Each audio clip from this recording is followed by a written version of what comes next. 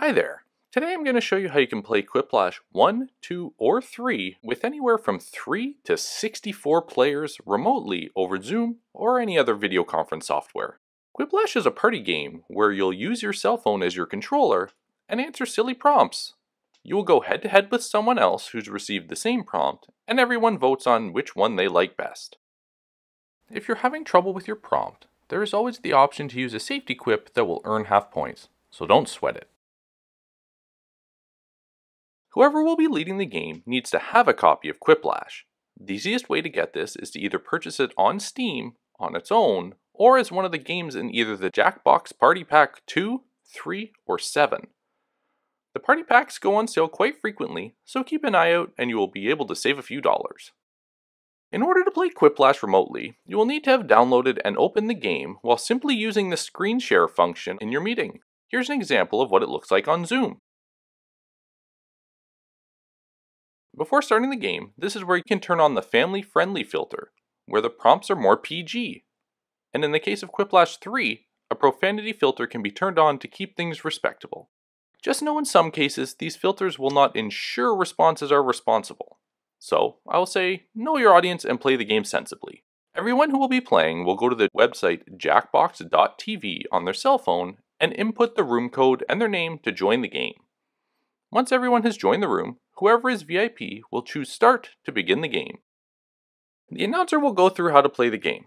Effectively, you want to answer your prompts in the funniest way, as you will go head to head with another player who got the same prompt, and everyone else votes on which one they like best. More votes means more points. Each game takes between 15 and 25 minutes depending on the number of players playing, and once the 3 rounds are over, you will have a winner.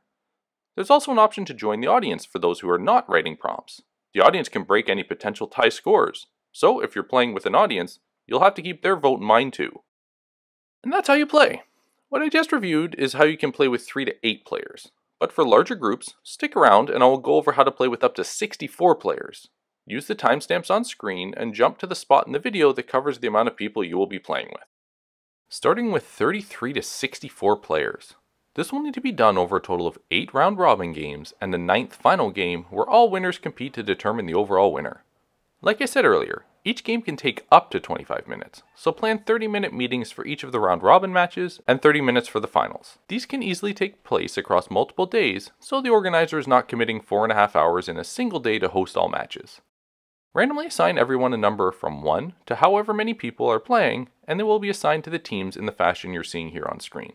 Each team plays a round robin match to see who gets the highest score, and that person will represent their team in the final. Completing all 8 round robin matches will now give you the 8 finalists. The 8 finalists will play in the final to determine the overall winner. But make sure as many people as possible come back and join the audience, as the audience can be a tiebreaker and help to tip the scale. For 17 to 32 players, this will need to be done over a total of 4 round robin games and a 5th for the finals. For each round robin, the top 2 scorers will move into the finals to compete to be the winner. Plan for each of the games to be slotted into a 30-minute time frame, which would be a 2.5 hour total commitment for the organizer. Assign the 17 to 32 players to teams as shown here on screen, and play through the 4 games to get your 8 finalists. Have the finals take place and an overall winner can be crowned. Again, make sure as many people come back to play as members of the audience in the finals, and vote on their favorite responses. Finally, the instructions for 9 to 16 players. This will be done over a span of 3 games, 2 round robin matches, and 1 final. Playing the 3 games for this setup should take no more than an hour and a half, so plan accordingly. In this setup, the top 4 scorers for each of the round robin matches will play in the finals.